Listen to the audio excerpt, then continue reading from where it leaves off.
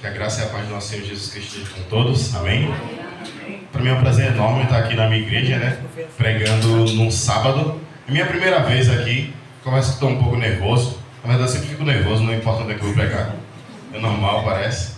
Se vai sumir um dia, eu não sei, mas Deus sabe. E é um prazer enorme. Eu já agradeço ao irmão Roberto pela oportunidade que ele me concedeu de estar aqui, né? Graças a Deus. E bom, hoje a gente vai estudar um tema bem interessante. Não é interessante? Eu considero ele um tema muito interessante e é bom.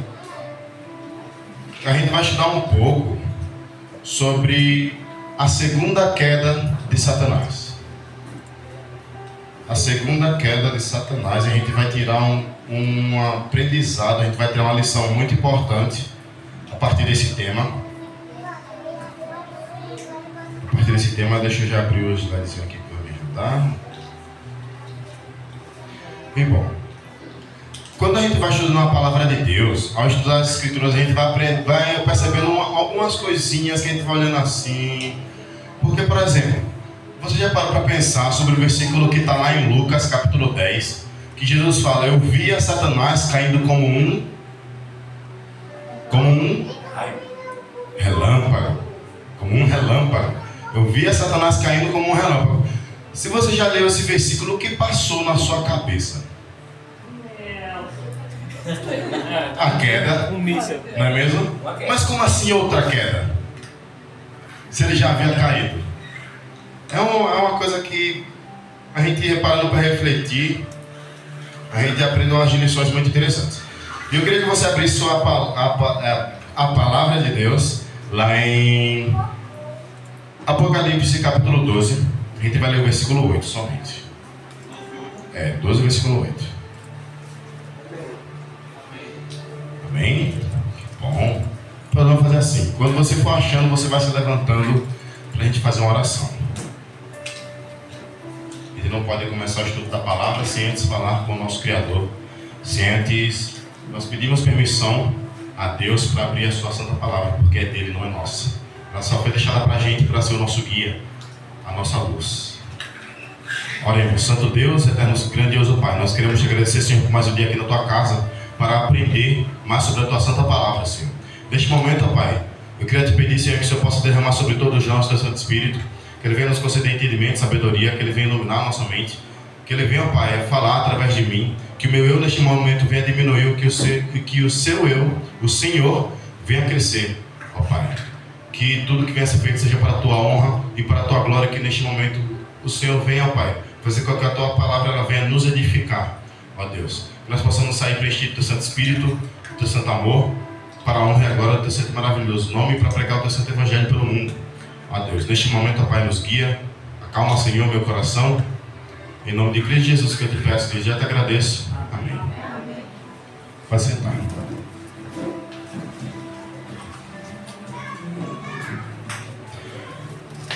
Amém? Todos abriram aí em Apocalipse capítulo 12, versículo 8. Vou tentar ser o mais breve possível, para já está avançado. E diz assim, 8 não, versículo 9, perdão. Versículo 9 diz assim: E foi expulso o grande dragão, a antiga serpente que se chama Diabo, Satanás, o sedutor de todo o mundo. Sim, foi atirado para a terra, e com ele os seus anjos. Bom, aqui está retratando a queda de Satanás, certo? Mas se você parar para perceber, Satanás ao longo, o próprio nome Satanás, né? Ao longo do tempo, ele veio adquirindo alguns apelidos. Porque a Bíblia diz, né, a descrição dele, que ele é um anjo portador de luz, querubim da guarda ungido, e através dessas características a gente vem tendo, através da analogia, o nome Lúcifer. E esse é um dos apelidos que ele ganhou, né?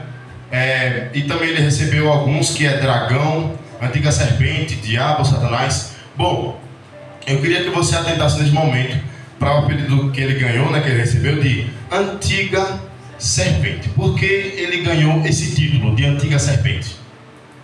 Porque estava no L. Mas ele recebeu a partir do momento em que ele atuou por meio da serpente. Isso antes ou depois da sua queda? Depois da queda. Depois de ter caído do céu. E bom, aqui está retratando a queda dele. Se está retratando uma queda, e ele tá, a Bíblia está dizendo, e foi expulso o dragão, a antiga serpente, é porque já tinha sido depois da queda no céu.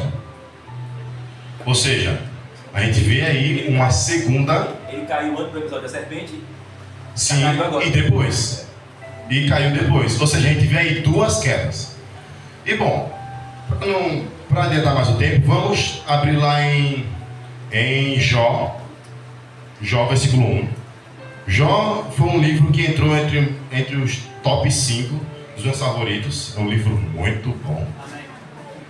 Super indico, assim como alguns indicam a série assim, né? Eu indico você aí para estudar o livro de Jó, um livro muito interessante, muito importante, tem muitas curiosidades boas. Inclusive, quem quiser começar a ler a Bíblia em sequência, comece por Gênesis não. Pelo livro de Jó. Comece por Jó. Exatamente. E a gente crê, né, que alguns creem aí que o livro de Jó foi o primeiro a ser escrito, não foi? No lugar de Gênesis. E bom, embora o livro de Jó ele esteja depois de alguns acontecimentos de rei, monarca, de Abraão, o livro de Jó, ele pode ter sido escrito, no caso, essa história pode ter acontecido muito antes mesmo de muitos livros que ele se encontra. Porque, por exemplo, a gente vê aí Samuel, Crônicas, Ruth, vários livros antes de Jó, porém a história de Jó ela pode ter acontecido, se não me engano, ela aconteceu antes mesmo da história desses livros. Eu bebi aqui o primeiro copo d'água.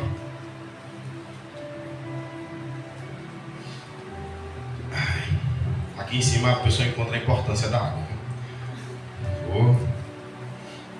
E bom, o livro de Jó, ele começa falando sobre como Jó é. O Jó era um homem íntegro, reto, temente a Deus, que se desviava do mal.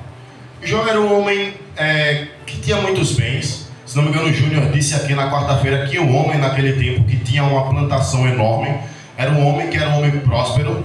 E Jó era um homem, até hoje, né? Jó era um homem próspero. Ele tinha também muitos animais. Ele tinha aí uma bela criação. E Jó também tinha uma esposa e tinha filhos e filhas. E depois dessa parte aí, ele dá uma congeladazinha na história de Jó e ele traz uma cena muito interessante que ocorre no céu. E eu queria que vocês lessem comigo o versículo 6 e 7. O capítulo 1, do capítulo 1.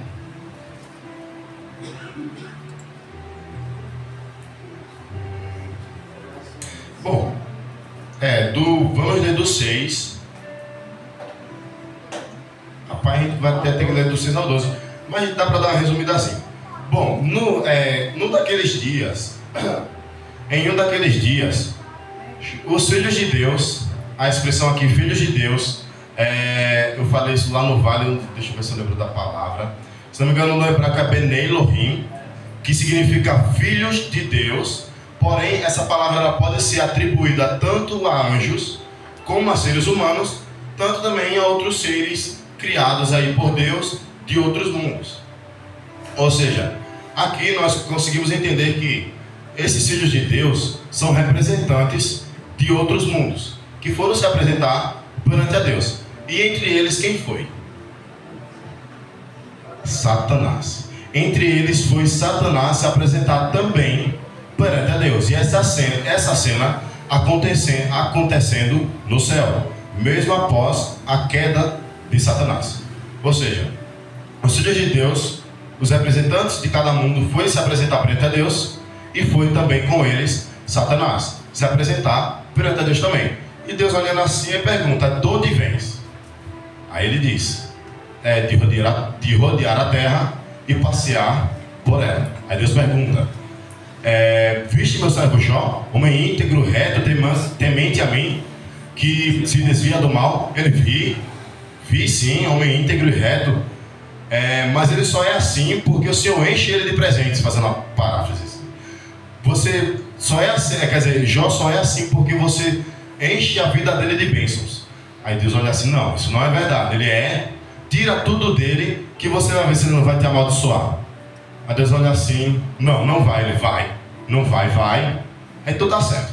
Eu permito que você mexa ali na vida dele, porém você só não vai tocar na vida dele. Ou seja, você só não vai matá-lo.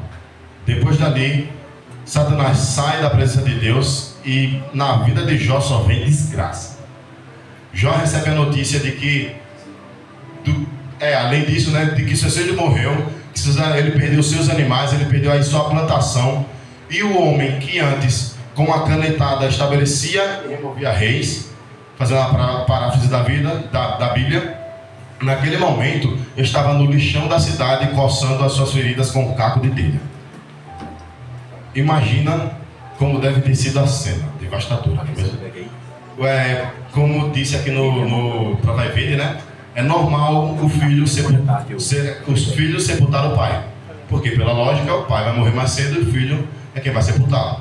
Mas não é normal o pai sepultar o filho. Aí imagina você sepultar todos. Ele tinha filhos e filhas e ele perdeu tudo isso de uma vez só. Bom, a gente não vai adentrar muito na história de Jó. Na verdade eu queria levar você a refletir comigo sobre uma pequena explicaçãozinha, uma pequena história. E eu queria fazer a seguinte pergunta para vocês. O que Satanás estava fazendo no céu? Se Satanás ele tinha sido expulso do céu, o que ele estava fazendo lá de novo? Não era para ele estar? O que ele estava fazendo lá? Apresentando a terra. Daniel Júnior já sabe um pouco, né, dessa pregação. Daniel já assistiu aí. Porque para quem não sabe, essa pregação é baseada numa pregação que o Rodrigo Silva fez, se não me engano, lá em São Paulo, nos NASP. Só que eu fiz ela de uma forma mais resumida, né? Para você ter ideia, a pregação dele tem aí 1 hora e pouco. E eu não vou aqui pregar 1 hora e pouco, obviamente, né? E bom, Gui, mas a dica está no livro, né? Oi? Quando o Jó começa a história dele, a gente vê, é dito que ele tem um monte de coisa. Ele Sim. tem junta de gado, tem junta de boi, Sim. um monte de coisa lá, jumento, camelo, um monte de coisa. É. Tá? E o que ele faz? Ele sempre oferece um sacrifício por ele, pelos filhos. Exatamente. Ele não é o dono. Sim. E todo mundo vai prestar, olha só, quando vai acontecendo as coisas, todo mundo vai prestando conta a ele do que está acontecendo. Isso. O vaqueiro vem prestar conta, o caseiro vem prestar conta. Seu sócio, né? Aí o que acontece logo no começo? Antes de acontecer com ele, alguém está prestando conta da terra. Aí chega assim, olha, eu vim passear da terra e dormir com ela. Eu estava o quê? Estou prestando conta. É praticamente isso. Boa. É um ponto-chavezinho para a gente entender isso. Por que Satanás ele estava no céu? Eu queria contar uma pequena história para vocês. Vamos fazer uma pequena encenaçãozinha aqui. O livro de Jó, se não me engano, na mentalidade do Oriente Médio, ele é semelhante a uma peça de uma sessão jurídica. Ele é semelhante a uma peça de uma sessão jurídica, de um julgamento. Naquele tempo, vamos supor que o Daniel aqui comprou, pegou 10 vacas na mão do Alex. O Alex tinha 50 vacas e ele estava precisando de um dinheirinho assim, aí não, vou separar 10 para vender. Os dois ficaram alegres nessa história? Ficaram. Os caras ganham dinheiro, não acharam não? Quem dera fazer a vida real? Aí o Alex aí começou a 50 vacas, separou os 10 para vender. Aí o Daniel precisando assim, olhou assim e viu que estava vendo, rapaz, eu vou comprar. Aí pegou na mão do Daniel, do Alex, 10 vacas, mas não pagou. Caloteiro. Mas não pagou. E aí o Alex ele foi estabelecendo datas para pagamento do Daniel. Daniel, beleza, eu pago. Aí chega no dia, não paga. Aí ele, não, mas você paga tal dia, beleza. Chega no dia, o Daniel não paga. Aí fica nessa. O Alex olha assim, esse bicho está me enrolando. Vamos ali, Raíssa, comigo. Aí chama a Raíssa. Raíssa vai no dono da cidade, que naquele tempo, se não me engano, se chamava Papéis, ou era Patés, alguma coisa assim. Aí eles vão, o dono da cidade, vamos colocar aqui rei. Aí eles vão no rei da cidade e falam, rei, tem uma pequena demanda aqui para o senhor. Eu estava querendo vender 10 vacas o comprador apareceu, Clark Daniel, da Silva Lisboa. Ele pegou na minha mão 10 vacas e não me pagou. Me prejudicou. Está me prejudicando. Eu preciso do dinheiro, ele não quer me pagar. Está me prejudicando. O rei, ao perceber aí, né, que isso é caso de uma sessão jurídica, ele olha para Alex e diz: Alex, daqui a 2 luas, na porta da cidade será feito o julgamento e nós vamos julgar a sua causa. Quando você vai para o julgamento, você tem aí um cara que é a seu favor, uma pessoa que é prejudicada, ele tem a seu favor o advogado de acusação, certo? De defesa. De defesa. De defesa, mas fazendo a defesa de qualquer forma, uma acusação assim, entendeu? Porém, naquele tempo não tinha esse cargo, não existia esse cargo, não tinha esse cargo de promotor, né? Para ficar mais fácil, de advogado de acusação. E a pessoa que meio que exercia esse cargo era a pessoa prejudicada.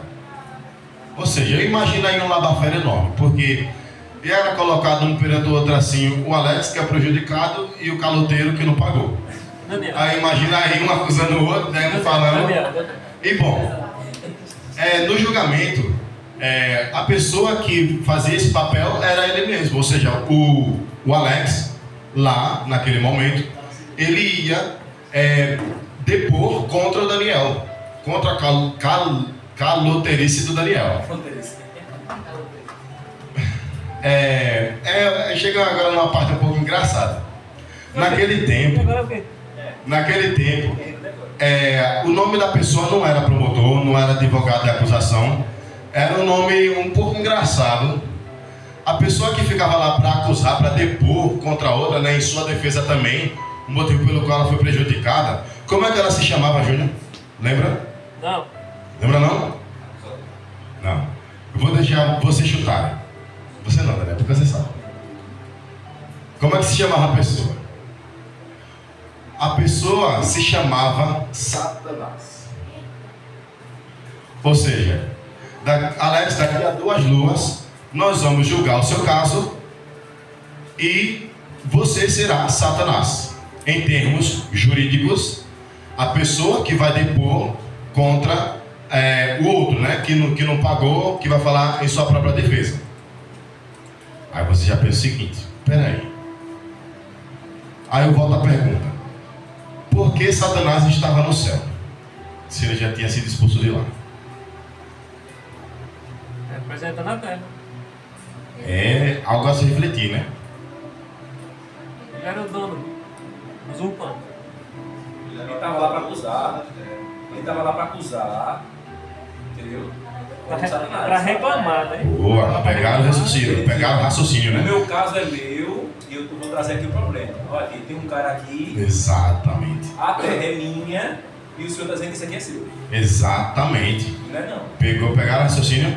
Então, Satanás, ele estava lá não porque ele devia, não porque ele podia, mas porque ele tinha uma causa não moral, mas ele tinha uma causa legal para estar lá. Por quê? A terra, antes de Satanás conseguir enganar Eva, quem era que tinha posse da terra? Quem era o representante? Adão e Eva. Aí foi lá Satanás, enganou a Eva, usurpou o cetro, o título de representante da terra, e agora é dele. E é interessante porque quando Deus pergunta: de onde vens? Ele fala o quê? De passear pela terra e rodear por ela. O passear por a terra, quando eu li pela primeira vez essa passagem, eu imaginei assim: não, Satanás estava lá passeando, olhando assim a terra, aí chegou no céu, não, vá aqui com o meu juízo de Deus. Não foi assim. Tem um termo que é muito interessante da língua hebraica, de quando o rei, um monarca, quando ele está passeando pelo seu reino, a linguagem que ele usa assim, de passear por ela, de rodear por ela e passear, é como se ele estivesse andando pelo seu reino e estivesse olhando: esse é o meu reino. Quem se opõe a mim? O reino é meu. Eu tenho a posse desse reino. Eu que mando e desmando aqui. Ou seja, Satanás ele estava andando pela terra e falando: essa é minha terra, a terra que agora é meu direito. Porque ele poderia não ter um motivo moral para estar lá, porque a forma que ele conseguiu, que ele conquistou a terra, foi através do engano. Isso não é um ato moral de se fazer, isso é completamente desonesto. Mas como ele ganhou o direito da terra, ele poderia estar lá. Oi? Essa historinha foi só para... Não que o Daniel seja caloteiro, né? Mas foi só para ensinar. Então Satanás ele tinha o direito de estar lá porque a terra naquele momento era dele. Então Satanás ele chegou no céu e falou, Deus pergunta: de onde vens? Vamos trazer para a nossa linguagem. É como se eu tivesse Deus ele pergunta, vamos primeiro. Deus ele pergunta: de onde vens? Ele fala: de rodear pela terra e passear por ela. Diga. Mas você lembrar um filme de rei aí qualquer. A pessoa entrava no rei e disse: esse aqui é fulano de tal, sim, não sei onde, que vem. Sim, exatamente. Exatamente. Você está vindo de onde, hein? Isso mesmo. E o versículo 6 diz assim: no dia em que os filhos de Deus vieram apresentar-se perante o Senhor, veio também Satanás. Trazendo para a nossa linguagem, como se eu estivesse falando o seguinte: e aí, Bia, como é que foi o teu aniversário? Foi bom? Ela: foi bom. Teve um jantar, minha avó preparou um jantar, eu fui. Foi. E a tua família foi? Foi. Foi bom. Aí, o que foi da tua família? Foi minha tia, foi meu tio, foi minha prima, foi minha outra tia de não sei quantos graus, e foi também a fulana de tal. Satanás foi junto. Foi, Bia. E pela forma que eu falei aqui, você já consegue perceber que alguém não era para estar ali. E a fulana de tal não era para estar ali. Mas ele foi. Por quê? Porque ele tinha o direito legal de estar ali. E, bom, e Satanás foi, Deus pergunta de onde vem, ele fala. Aí ele pergunta depois: viste meu servo Jó, homem íntegro e reto perante a mim, temente a mim, que se desvia do mal ele vi. Mas ele só é assim porque o Senhor enche ele de presentes. Satanás ele tinha ido lá para exatamente depor contra Jó, praticamente, né? O motivo pelo qual ele estava sendo prejudicado. Porque se o reino ali, se a terra ali estava sendo de Satanás, estava sob a posse de Satanás, se a posse estava nas mãos de Satanás, o reino era dele, ele manda e ele faz o que ele quiser. E se alguém se opõe contra ele, prejudica ele, não prejudica? E se prejudicar ele, ele vai lá no juiz reclamar. E era isso que Satanás estava fazendo naquele momento. E depois dali, depois de Satanás ele ter saído da presença do Senhor, ele vai na terra e começa a desgraçar terrivelmente a vida de Jó.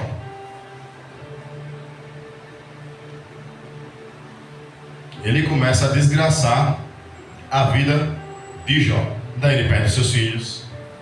E bom, a história de Jó, ela se resume em uma enorme conversa entre Jó e seus amigos. Se você for parar para perceber. Fala da história de Jó, de como Jó era. Fala aqui no capítulo 1 e capítulo 2. Depois fala que os amigos dele vieram perante a ele, né? Para ajudá-lo, para consolá-lo. E a partir do capítulo 3 estava um silêncio. E a partir do capítulo 3, Jó começa a falar, a lamentar e a desabafar sobre a sua vida, como estava a sua vida. E depois dali vem Jó ele fala, aí depois os amigos dele respondem, aí depois Jó responde, aí depois os amigos dele respondem, e assim por diante. E no final, depois da última fala de Jó, o amigo mais novo entre eles ali fala, e depois disso Deus aparece para Jó. E Jó, ele é um personagem um pouco importante. Para alguns ele é um personagem muito importante, porque Jó, para alguns, é o verdadeiro símbolo de paciência. Não é mesmo? Mas eu queria ler com vocês uns textos que eu acho que talvez decepcione alguns. Porque se Jó, ele era realmente o homem de paciência, um verdadeiro exemplo de paciência, um verdadeiro exemplo de que quando você estiver na aflição, você conseguir suportar tudo calado. que será que Jó falou isso? Porque eu vou ler para vocês aqui o versículo 10, quer dizer, o capítulo 10, versículo 3, não precisa abrir. Ele diz assim: tens alguma satisfação em oprimir-me? Afinal, tu mesmo me criastes. Como podes digitar a obra de suas mãos, enquanto sorris com aprovação para o plano dos ímpios? Isso é um pouco pesado, porque trazendo para a nossa linguagem é como se Deus tivesse, como se Jó estivesse falando o seguinte: esse Deus aí, ele tem satisfação na minha desgraça. Ele tem satisfação enquanto eu sofro, parece que ele sorri, parece que ele tem prazer no sofrimento dos seus filhos. Ou seja, é um pouco controverso, né? A gente vê aí Jó como o homem da paciência. Paciência de Jó é diz o ditado, não é mesmo? E diz em Jó, capítulo 19, versículo 7: entretanto se clamo, injustiça, eis que não obtenho resposta. Grito por socorro, contudo não vejo justiça.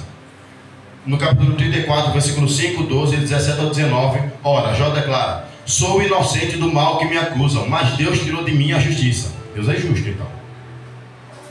Se Deus tira a justiça dele, assim, se ele era um homem íntegro e reto, Deus ali estava sendo injusto. Jó não merecia passar por aquilo.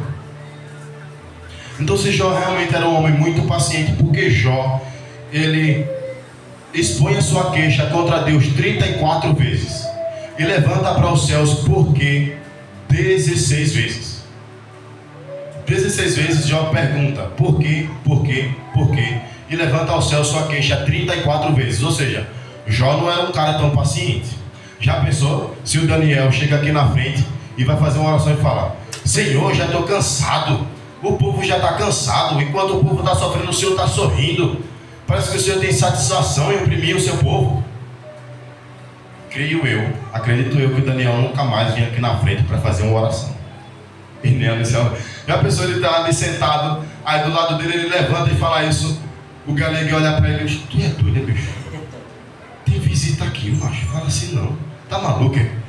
Aí o Alex olha assim para trás. Ele é maluco, ele não. Ele é esquizofrênico. Imagina a vergonha que ia ser. Mas Jó, ele falou isso. E os amigos de Jó lá com ele, consolando ele: não, Jó, não fale isso de Deus. Deus não é injusto. Deus está certo, Deus ele não erra. É um pouco, né? É um pouco engrolante, assim, embaraçoso. Porque eu também acreditava que Jó era o verdadeiro exemplo de paciência. Mas se você for ler o livro de Jó, você for ler os depoimentos dele, tem um momento que Jó fala: cadê Deus? Onde é que está Deus? Deus não é homem como eu para partilhar das canseiras dos mortais. Cadê ele? Me mostra onde ele está, que eu vou encher a minha boca de argumento e vou mostrar para ele que ele está errado. Pesado. É um pouco pesado. Mas se adiantando, deu uma congelada, né, na cena lá de Satanás da explicação. Continuando aí na história de Jó, para a gente pular logo para o final, para se adiantar. No final da fala do seu amigo Eliú, se não me engano, não sei se é Eliú o nome dele, o último que fala é Eliú. Tem Eliú e tem Elifaz. Diz o seguinte: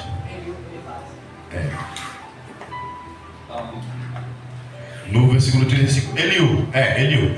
Depois da última fala de Eliú, Deus, ele aparece num redemoinho para Jó. Agora imagina, Jó, ele tinha feito algumas queixas aí e Deus tinha que responder. E Deus responde.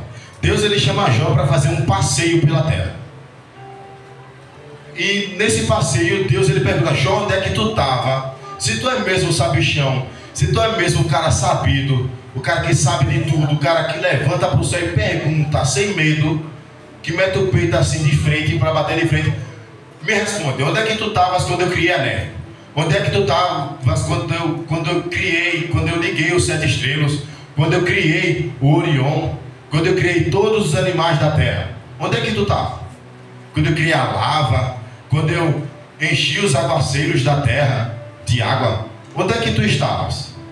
Aí naquele momento Jó percebeu que você nunca deve discutir com um especialista, porque o especialista sabe de coisa que você não sabe. E naquele momento Jó se passou completamente. Ele: é verdade, se eu sei de tudo mesmo, eu não sei responder uma pergunta que Deus está me fazendo. E Deus ele faz 70 perguntas revelando a sua majestade, revelando quão grande e poderoso ele é. E depois dessa viagem, Jó vai saindo cabisbaixo. Eu peço a vocês que abram lá em Jó. Jó, versículo 40, capítulo 40. Vamos ler do 1 até o 5. E diz o seguinte: disse mais o Senhor a Jó: acaso quem usa de censuras contenderá com o Todo-Poderoso? Quem assim argue a Deus que responda? Ou seja, aquele que está falando aí, que se acha o sabichão, me responda agora. Pelo menos uma dessas perguntas responda para mim. E Jó responde.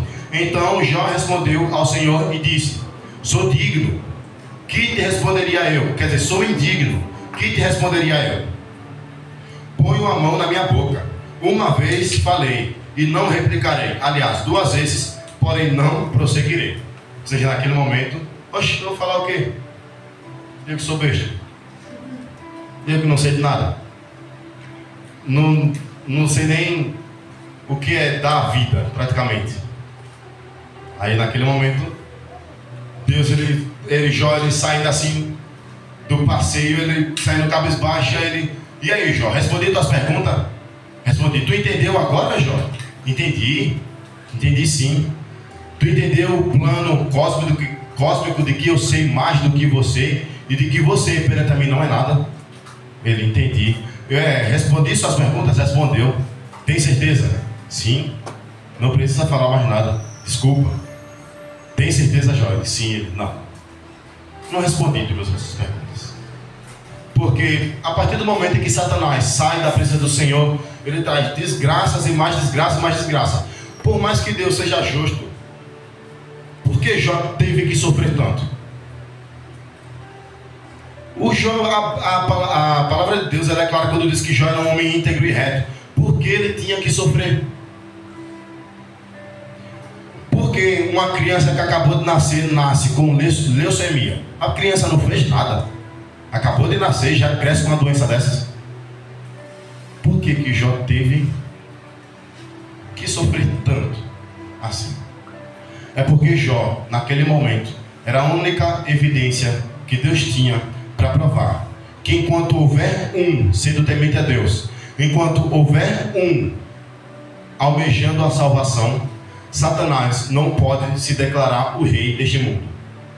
Ele não pode se declarar a autoridade deste mundo enquanto eu e você estivermos aqui todos os dias para adorar, honrar e glorificar o Santo Senhor e proclamar o nome dele pela terra, dizendo que ele é Salvador, que ele é justo e que ele salva, e que ele vai vir e vai salvar todos aqueles que o aceitarem. Satanás não pode.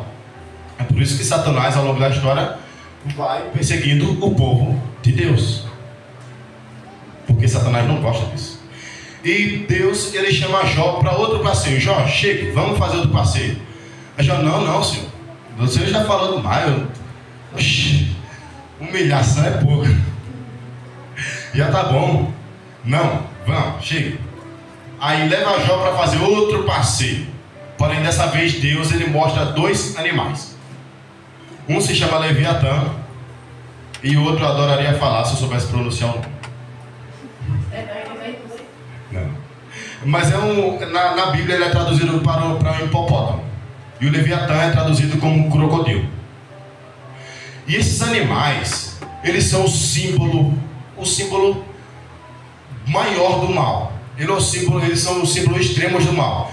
E lendo numa linguagem daquela época, é como se Deus ele estivesse mostrando os animais para Jó, enquanto Deus ele pergunta: e aí, Jó, será que tu pode pescar o Leviatã com o anzol? É como se Deus ele estivesse duelando com aqueles animais.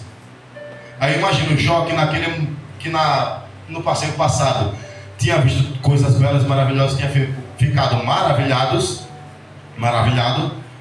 Naquele momento eu acho que ele estava querendo se esconder atrás de Deus com medo dos animais. E Deus duelando com os animais. E naquele momento você pode imaginar Deus cansado. Deus ele cansando e usando todas as suas forças para duelar com aqueles animais. E depois Deus cansado, ofegante: tá bom, Jó, tá bom, vamos voltar. E naquele momento, eu queria que você abrisse sua Bíblia mais uma vez, em Jó 42, versículo 1 ao 6. E naquele momento, quando eles voltam, você imagina Deus assim, ofegante, cansado. É um pouco assim, confuso, né? Deus se cansar. E diz: então respondeu Jó ao Senhor: bem sei que tudo podes, e nenhum dos teus planos pode ser frustrado. Quem é aquele, como dissestes? Quem sem conhecimento encobre o meu conselho? Na verdade, falei do que não entendia, do que não sabia. Coisas maravilhosas demais para mim, coisas que eu não conhecia. Escuta-me, pois, havias dito, e eu falarei. Eu te perguntarei, e tu me ensinarás. Eu te conhecia só de ouvir. Já falando.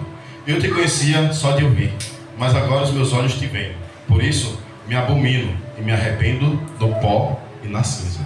Naquele momento, o Jó, que tinha dito: tu não é homem como eu, tu não é homem para compartilhar das canseiras dos mortais.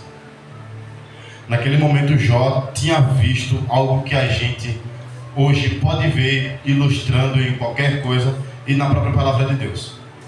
Naquele momento, Deus estava mostrando para Jó que, embora ele tenha sofrido muito, Deus ele também viria para a terra para sofrer por mim e por você. Deus, ele naquele momento estava mostrando a Cristo que viria para a terra, sujar seus pés de areia, ajudar, libertar e salvar e morrer por cada um de nós. Você imagina Deus lutando com aqueles animais, que é o símbolo extremo do mal? É Deus lidando com o mal. É Deus mostrando assim: Jó, você fala que eu não sou homem para sofrer como você? Jó, eu sofro sim. Você acha que eu gosto de ver os meus filhos sofrendo? Você acha que enquanto você estava sofrendo eu estava rindo? Não. Assim como você, eu também sofro. E eu virei aqui a essa terra para sofrer por você, por mais que você não mereça. E Jesus veio. E Jesus veio, sujou os pés de areia, ajudou muitos necessitados, curou, expulsou demônios. E no finalzinho ali morreu por mim e por você. A vida de Jó, ela é um verdadeiro exemplo. Embora ele tenha sido um pouco reclamão, um pouco não, né? Bastante. Embora ele tenha sido muito reclamão, a história de Jó é um verdadeiro exemplo. Por quê? Porque através da história de Jó, Deus mostra que enquanto houver um almejando a salvação, Jó não pode, Satanás não pode se declarar o rei desse mundo. Satanás ele não pode declarar o seu triunfo aqui na terra. E Deus ele vem e morre por mim e por você. Na lição nós estudamos hoje, hoje não, né? A gente recapitulou, mas não chegou nessa parte. Mas durante a semana nós estudamos o quão sofrido foi para Cristo naquele momento. A lição conta que Cristo, ele sentiu medo. Ele sentiu medo de que se ele morrer, aquela morte não ser o suficiente por todos nós. Ele teve medo: será que eu vou precisar morrer? E será que Deus vai mesmo me ressuscitar? Aí você vê um momento em que Deus ele foi ser humano como eu e como você. Porque quantas vezes não passa isso na nossa cabeça? Será que Deus vai me perdoar por aquele pecado? E Deus ele sofreu. E embora ele tenha levado muitas chicotadas, embora ele tenha apanhado muito, embora ele tenha sido ridicularizado e humilhado, Deus ele foi. E a maior dor que ele sentiu foi a dor de separação que ele teve com o Pai. Naquele momento o Espírito Santo e Deus tinha que ficar em silêncio. Enquanto Jesus perguntava: Deus meu, por que me desamparastes? Durante aquele momento, misericórdia. Deus e o Espírito Santo tinha que ficar em silêncio e apenas assistir o seu filho morrer. Por mim, Cristo ele veio para a terra para passar pelo que ele não merecia passar. Ele morreu por nós, para nos conceder aquilo que nós não merecíamos: a graça, o perdão.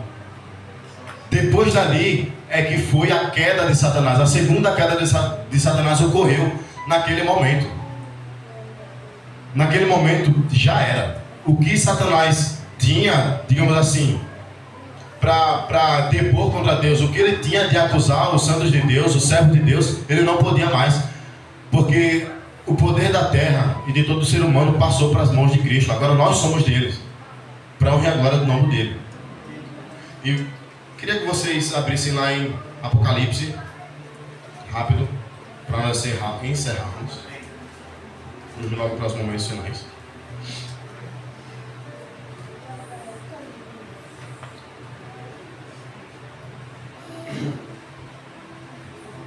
A gente leu o Apocalipse 12, versículo 9, e agora eu quero ler o versículo 10 com vocês. E diz assim: então ouvi grande voz do céu, proclamando: agora veio a salvação, o poder, o reino do nosso Deus e a autoridade do seu Cristo. Pois foi expulso o acusador dos nossos irmãos, o mesmo que os acusa de dia e de noite diante do nosso Deus. Ou seja, naquele momento, na morte de Cristo e ressurreição, Satanás já não tinha mais o que fazer. E ali o destino dele já havia sido decidido. É perdição. E no final, quando Cristo voltar, ele será lançado no fogo. Literalmente. As pessoas têm medo de sofrer com Satanás. Tenha medo do juízo de Deus. Porque deixar de existir não é bom. Já pensou? Parar de existir? Então, voltando, né? Então, né? Satanás, naquele momento, foi quando ocorreu a segunda queda. A queda que é descrita em Apocalipse 12, versículo 9. E Deus, refletindo um pouco, Deus ele vem, entrega para nós a graça, o direito, quer dizer, nós não temos o direito, mas Cristo ele vem e morre para nos conceder o direito de ter a graça em nossa vida. E quantas vezes nós desperdiçamos isso? E quantas das vezes nós não ridicularizamos a morte de Cristo através do nosso mau exemplo? Cristo ele é ridicularizado. Cristo, a morte dele é literalmente desperdiçada e ignorada quando nós deixamos de agir como verdadeiros cristãos. Quando nós temos medo de perder o emprego por causa do sábado. Quando nós temos medo de perder ponto, de não passar de ano porque não foi à aula todos os sábados. A morte de Cristo era ridicularizada e completamente envergonhada. Ela é completamente ignorada e deixada de lado a partir do momento em que você deixa de ser cristão e ignora os princípios divinos. De que forma? Passando mais tempo no celular, passando mais tempo fazendo a nossa própria vontade e esquecendo do querer de Deus, trabalhando dia após dia enquanto Deus te espera para que você faça pelo menos uma oração para falar com Ele. Quando eu e você temos medo de perder o nosso namorado ou nossa namorada, se nós agirmos de verdade como verdadeiros cristãos, a morte de Cristo ela é completamente ridicularizada quando eu e você não cumprimos o nosso papel, quando eu e você não fazemos o mínimo, porque a lei de Deus, para nós seres humanos, não tem como ser guardada perfeitamente. O único que guardou perfeitamente a lei de Deus foi Cristo, aqui na terra. E Ele guardando a lei perfeitamente, Ele passou para nós o direito. Eles não podem, mas eu posso. E através do meu exemplo, da minha morte, eu entrego a eles a graça. Eles podem guardar a lei de forma não corretamente, porque nós dizemos ser guardadores do sábado, mas nós transgredimos o sábado, porque nós não guardamos o sábado perfeitamente. Mas a diferença da gente para os outros é que nós nos arrependemos e queremos buscar sempre o melhor. Amém? Não é isso que nós queremos? Sempre buscar o melhor para o nosso Deus, para o nosso Senhor. E isso que nós podemos fazer é o mínimo.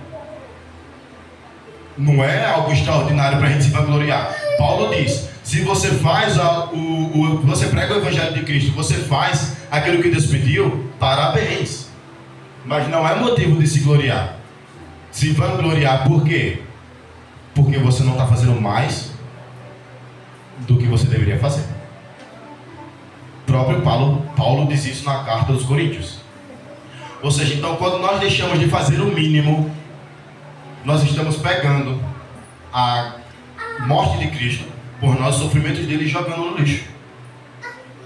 E o apelo que fica para você refletir é: volte-se à palavra de Deus, volte a orar, volte a praticar as boas novas da salvação.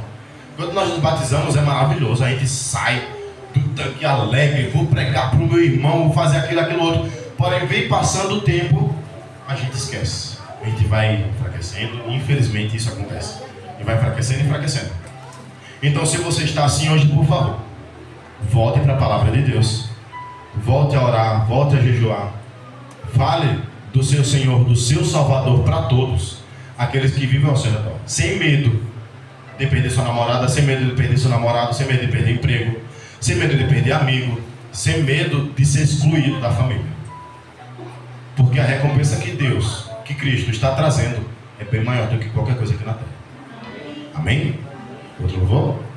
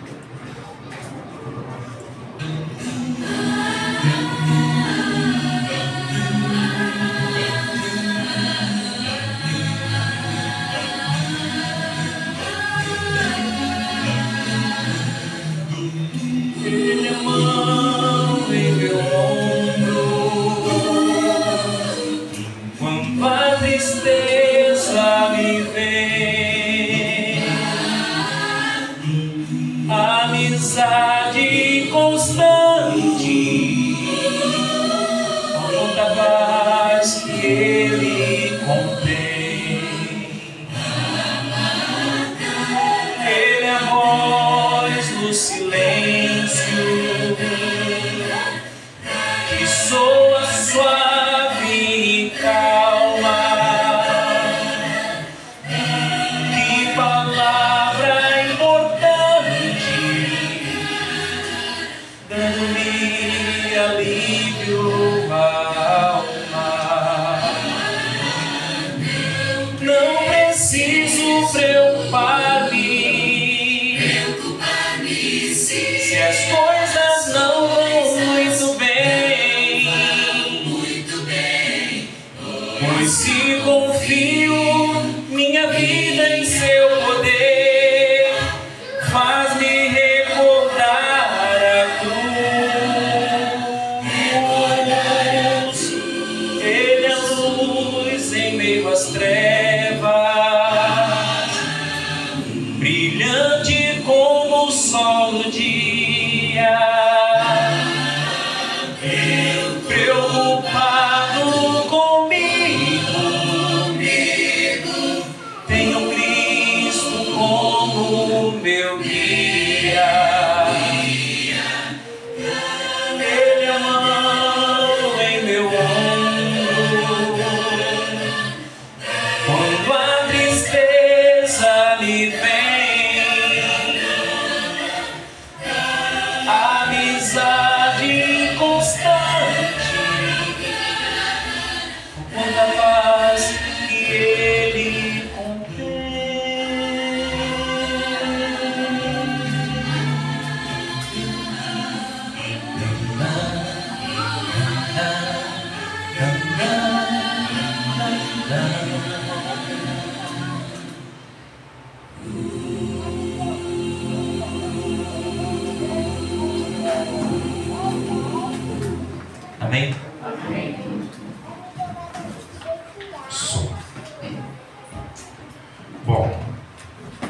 Se você hoje se encontra em um momento em que você acha que tudo está caindo e que é um momento real para desistir, tenha calma.